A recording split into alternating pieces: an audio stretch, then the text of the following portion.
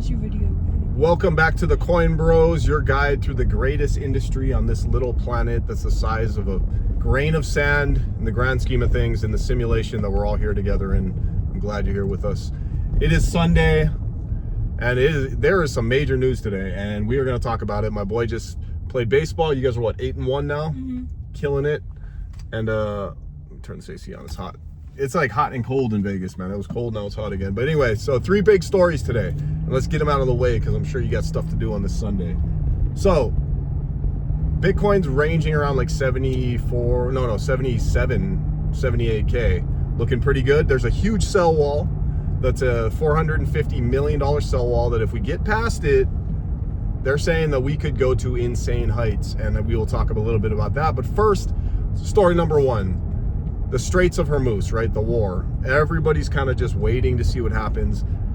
They actually opened up the Straits of Hormuz. I think 8 tankers got through, and then they shut it down again. So we saw a lot of really good price action. It was positive. Now they shut it down again. So we got like 3 days left to find out what's going to happen here with this ceasefire. And hopefully they figure something out. If that does happen, I think we will see Bitcoin and crypto take a pretty nice pump.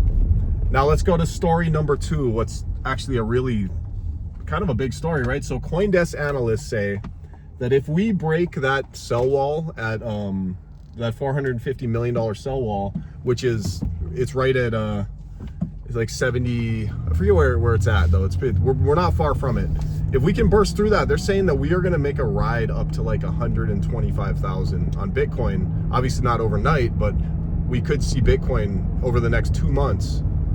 And these are from all the analysts that are supposed to know what they're talking about.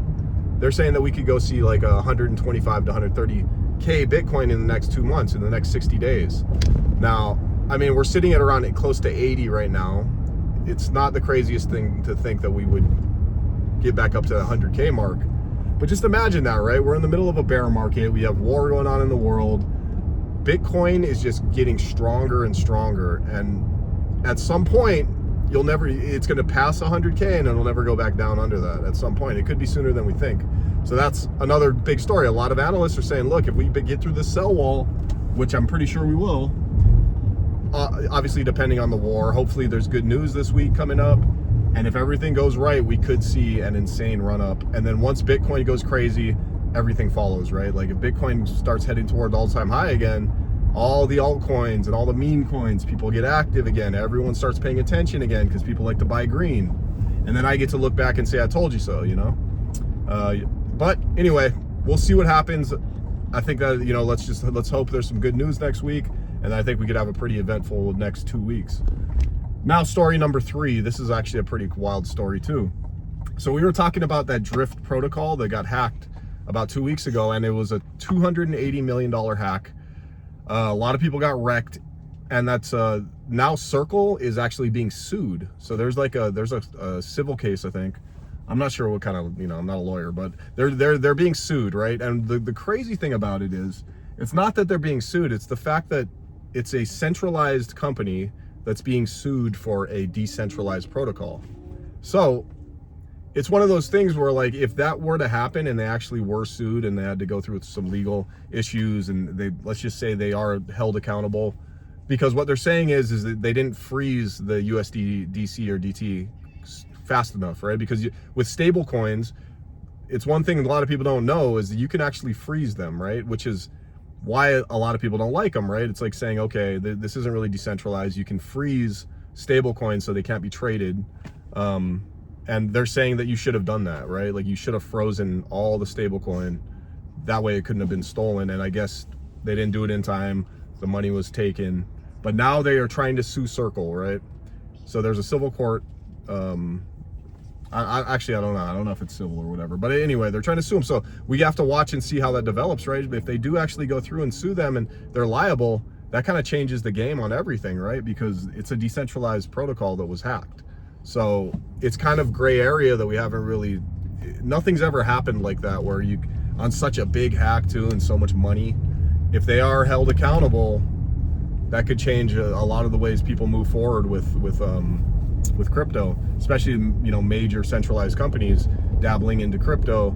If you know you can be sued and for things like hacks and it actually works, man, that kind of changes the game, right? So we will see. So that's 3 really big stories. Most importantly, obviously, you know, world news. We're trying to see what happens with this war. Hopefully things go in the right direction. If it does, I think we could see a really, really good month, next 2 months. And we could be, you know, heading into, you know, an upward trend, right? It would kind of break the 4-year cycle, because the Bitcoin halving isn't even for another 2 years, supposedly, right? So if we were to break all-time highs in the next, let's say, 3 to 6 months, that kind of changes everything in the industry, right? That hasn't happened before. So we will see. Keep you posted. Oh, yeah, and then some other kind of cool news that's kind of not really on topic with crypto, but I was watching a clip of Joe Rogan was with the president, and they're saying that ibogaine is basically going to be legalized, and then pushed through for people to use for like therapeutic and to help people with addiction and stuff on the opiate side. So it's just the world, there's so much crazy stuff happening. It's really good to see something like that get pushed through if it does. And yeah, just some extra little news there on top of it. So I'm gonna go home, eat some food. Much love, you guys. Be nice to each other. I think it's gonna be a good month, rest of the month. See y'all tomorrow. Peace.